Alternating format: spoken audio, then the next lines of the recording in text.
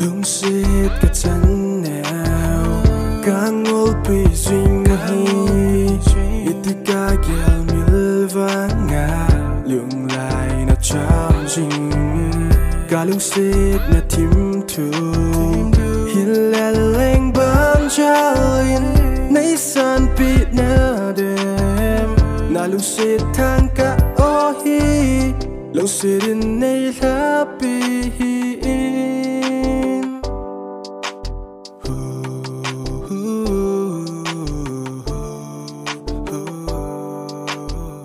Namel kamu ni apa din ka hindi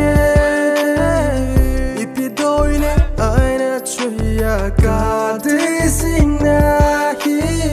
nung tim ki tol tay lovin ka gel sing ngay hui di bangin kalungin na kinong sing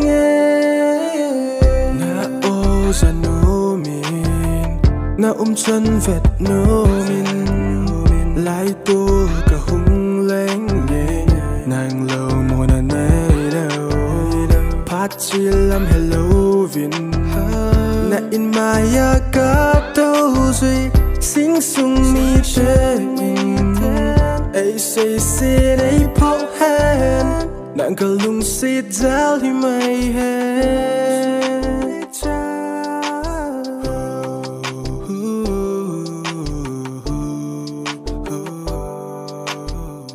Namel kamu ni apa din ka hindi ipidoi na ay na choya ka desing na hi nung tim ki tol tay lovin ka gel sing ngay hui di bangin kalungin na kinong sing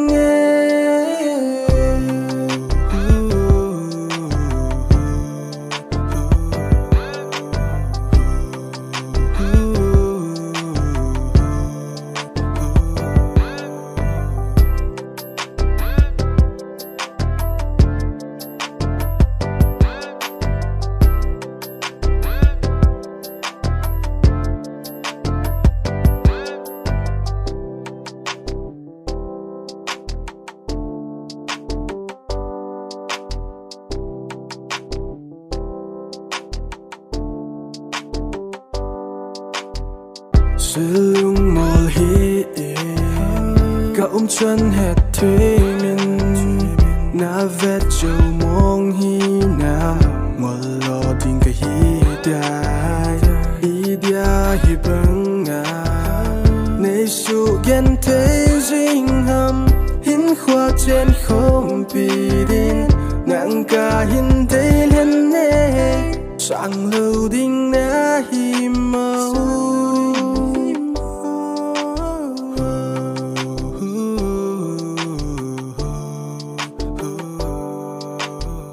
Namel kamu ni apa din ka hindi